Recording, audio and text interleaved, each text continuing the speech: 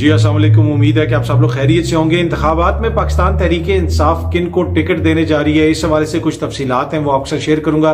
लेकिन पहले साइफर मुकदमे के हवाले से अब ये रिपोर्ट हो रहा है कि इस मुकदमे की हेयरिंग को सुनने के लिए शाह महमूद कुरैशी साहब के खानदान और इमरान खान साहब के खानदान से 5-5 लोग आ सकेंगे। अदालत ने इस चीज की इजाजत दी है। ये मुकदमा जेल के अंदर ही चलेगा, लेकिन अदालत अब लगेगी बड़े कमरे के अंदर जहां पे खानदान के लोग भी आ सकेंगे। शाह महमूद कुरैशी साहब की साहिबजादी आपने देखा कि हालिया दिनों में वो आ भी रही हैं और मीडिया से गुफ्तगू भी कर रही हैं।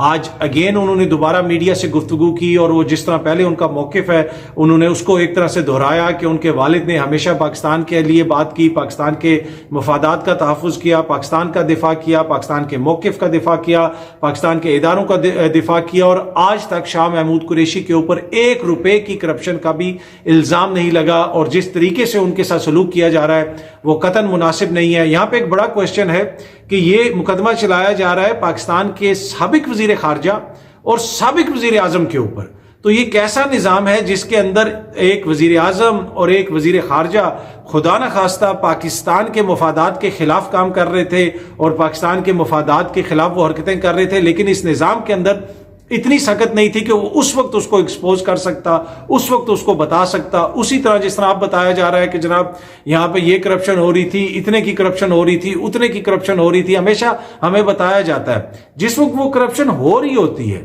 उस वक्त उसको जो रोकने के जिम्मेदार इदारे होते हैं, अफराद होते हैं, शख्सियात होती हैं, वो किधर चली जाती हैं, वो क्यों नहीं रोकते। जिस तरह बताया जाता है कि जी इतने अफगानिस्तान से अफगान शहरी पाकिस्तान में आ गए, उन्होंने जायदादें भी खरीद ली, उन्होंने ये भी कर लिया, उन्होंने जनाब लाइसेंस भी बनवा लिए, उन्होंने शनाख्ती कार्ड भी बनवा लिए, उन्होंने पासपोर्ट भी बनवा लिए। तो भाई वो किसने उनको इजाजत दी, उन्होंने कैसे बनवा लिए। तो उसी तरह जब वो सब कुछ हो रहा होता है वो उस वक्त कैसे हो जाता है। पर एनीवे शाह महमूद कुरैशी साहब के खानदान के 5 लोग भी वहां पे जाएंगे, खान साहब के खानदान के लोग भी वहां पे जाएंगे, उनकी बहनें जाती हैं और वो मीडिया से बात वगैरह भी करती रहती हैं उनकी बहनें। लेकिन खान साहब के जो साहिबजादे हैं वो तो आपको पता है लंदन में हैं और इस हवाले से उनके एक जो सियासी मुखालिफ हैं अलीम खान साहब, पहले उनके साथी थे अब उनके मुखालिफ हैं, उन्होंने खान साहब के ऊपर तनकीद की और एक तकरीर करते हुए उन्होंने कहा कि ये वो शख्स है जो बतौर वजीर आजम 3.5 साल अपने बेटों से नहीं मिला, लंदन तक नहीं गया और जब ये वजीर आजम मुंतखब हुए तो हलफ बर्दारी की तकरीब में अपने बेटों को नहीं बुलाया। और उन्होंने कहा इससे आप अंदाजा लगा लें कि ये शख्स और किसी से कैसे मुखलिस हो सकता है या किसी का कैसे दोस्त हो सकता है। इसने अपने बेटों से मुलाकात नहीं की, अपने बेटों को हलफ बर्दारी की तकरीब में नहीं बुलाया। अब इशू ये है कि वो पाकिस्तान के वजीर आजम थे और 3.5 साल अगर वो चाहते तो 10 दफा चले जाते लंदन। आपने देखा कि 16 माह के दौरान मोहतरम वजीर आजम साहब कितनी दफा गए, जब मियां साहब वजीर आजम थे तो वो कितनी दफा गए। लंदन जाना, अपने बेटों से मिलना, उनसे मुलाकात करना उनके लिए तो कोई इशू नहीं था।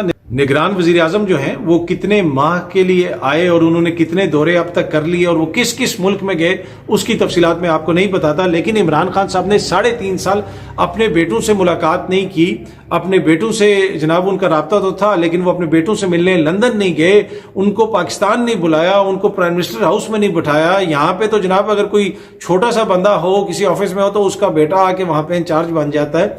तो आई डोंट नो ये उन्होंने उनके ऊपर तनकीद की है या उनकी तारीफ की है। अगर वो वहां पे नहीं गए तो बता दें कि वो पाकिस्तान में क्या कर रहे थे, पाकिस्तान में वो किसके लिए काम कर रहे थे, अपने बेटों के लिए जायदादें बना रहे थे, पाकिस्तान में अपने बेटों के लिए बैंक बैलेंस बना रहे थे। क्या अब कुछ बता देना। जो अक्सर करप्शन का इल्जाम लगता है कि जनाब उन्होंने ये करप्शन की या उसने वो करप्शन की और खानदान के नाम पे कोई असासे बना लिए, किसी की बीवी के नाम पे असासे लंदन में निकल आते हैं तो किसी के किसी और के नाम पे निकल आते हैं। तो आप बता दें कि इन्होंने भी कोई असासे बनाए। लेकिन आप इससे ये अंदाजा लगा लें कि तनकीद भी ये की जा रही है कि वो जब मुल्क का वजीर आजम बना तो वो 3.5 साल लंदन नहीं गया। तो ये वैसे तनकीद बनती है। ऐसे शख्स के ऊपर इसी किस्म के मुकदमात कायम होने चाहिए, ये साइफर जैसे और ये तोशाखाना जैसे, क्योंकि 3.5 साल आप मुल्क के वजीर आजम रहे और आपको तौफीक ना हुई कि आप लंदन जाते, आपको इतना ना हुआ कि आप अपने साहिबजादों को पाकिस्तान बुलाते और उनको कहते कि जनाब ये करो वो करो, किसी फंड का इंचार्ज बना देते। जब मशल ओबामा से जब मिलने कोई मौजूद शख्सियत गई थी तो अपने खानदान को साथ लेके गई थी। आप ट्रंप से मिले तो आपका फर्ज नहीं बनता था इमरान खान साहब के आपके साथ आपके बेटे खड़े होते। आपका फर्ज नहीं बनता था कि जब आप सऊदी अरब जाते थे तो आपके साथ आपके बेटे होते। आपका फर्ज नहीं बनता था कि जिस तरह शाही खानदान के साथ मिलते हैं दीगर शख्सियात और उनके वो बच्चे जो उस वक्त अदालती इत्तेहादी निज़ाम को मतलूब थे, वो भी उन मुलाकातों में जाके बैठ जाते। आपका फ़र्ज़ नहीं बनता था कि जिस तरीके से शहबाज शरीफ साहब के साहबजादे जो उस वक्त पाकिस्तान के अंदर अदालतों को मतलूब थे, वो तैयब उर्दगान के साथ जाके वहाँ पे मुलाकातें कर रहे थे, उधर टेबल पे बैठे हुए थे उन तकरीबात में जो तुर्की में हो रही थी। आपने अपने बेटों को कहीं पे नहीं बुलाया, तो आप पे ये तनकीद बनती है। अच्छा, तनकीद की बात की जाए तो आजकल हम देख रहे हैं कि इंजीनियर अली मिर्जा साहब के ऊपर काफ़ी तनकीद हो रही है। वो इमरान रियाज खान साहब के हवाले से एक दो क्लिप्स उनके मैंने देखे, इमरान खान साहब के हवाले से भी उनका मैंने कोई क्लिप देखा, लेकिन अब जो मैंने उनका आज क्लिप देख रहा था उसमें इंजीनियर अली मिर्जा साहब फरमा रहे हैं कि इमरान रियाज खान साहब के साथ जो हो रहा है वो मुकाफात अमल है। वो दूसरे सहाफ़ियों के हवाले से इस किस्म का रवैया रखते थे, और अब उनके साथ जो हो रहा है वो एक तरह से वही है जो माजी में दीगर सहाफ़ियों के साथ होता रहा। अब ये इंजीनियर अली मिर्जा साहब की अपनी राय है और वो अपनी राय रखने का हक रखते हैं, लेकिन उन्होंने कोई मिसाल हमें नहीं दी कि कौन सा ऐसा सहाफ़ी कि जो 4 महीने लापता हो गया था और वापस आया था, वो बोल नहीं सकता था। पर एनीवे, वो जो उन्होंने मुनासिब समझा उन्होंने बात की, उन्होंने क्रेडिबिलिटी की भी बात की। उन्होंने बताया कि इमरान रियाज खान साहब की कोई क्रेडिबिलिटी नहीं है, तलत हुसैन साहब की ज़्यादा है। तो इंजीनियर अली मिर्ज़ा साहब अब ये भी बताएंगे कि कौन सा सहाफ़ी क्रेडिबल है, कौन सा नहीं है। हमारी नज़र में तो तमाम सहाफ़ी मोतबर हैं, क्रेडिबल हैं। इंजीनियर अली मिर्ज़ा साहब भी हमारी नज़र में तो क्रेडिबल हैं, मोतबर हैं। तो मैं ऐसे ही बता रहा हूं कि वो ये बता रहे हैं कि कौन सा सहाफ़ी मोतबर है और कौन सा सहाफ़ी मोतबर नहीं है।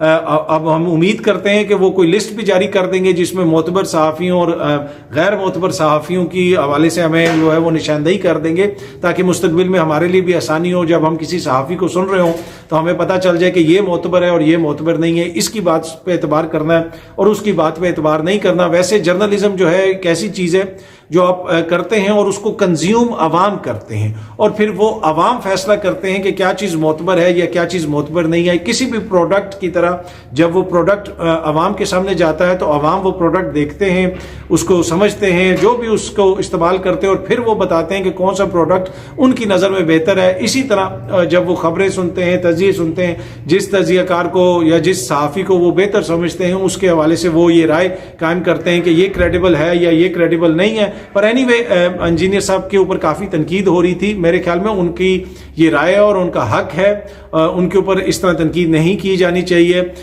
लेकिन जिस तरीके से वो इमरान रियाज खान साहब को टारगेट कर रहे हैं आजकल, क्या उस तरीके से उनको टारगेट करना चाहिए? लोग ये क्वेश्चन कर रहे हैं, लेकिन मेरी राय बिल्कुल वाज़ेह है कि मेरी नज़र में वो बड़े मोतबर हैं, बड़े क्रेडिबल हैं, और मैं ज़ाती तौर पे इंजीनियर अली मिर्ज़ा साहब को पसंद करता हूँ, और अभी भी जो है उनकी मैं जो बहुत सारी बातें हैं उनसे एग्री करता हूँ, बड़ी लॉजिकल वो बात करते हैं। पर एनीवे, सोशल मीडिया के ऊपर ये बहस हो रही थी तो मैंने सोचा कि आपके साथ ये भी शेयर किया जाए।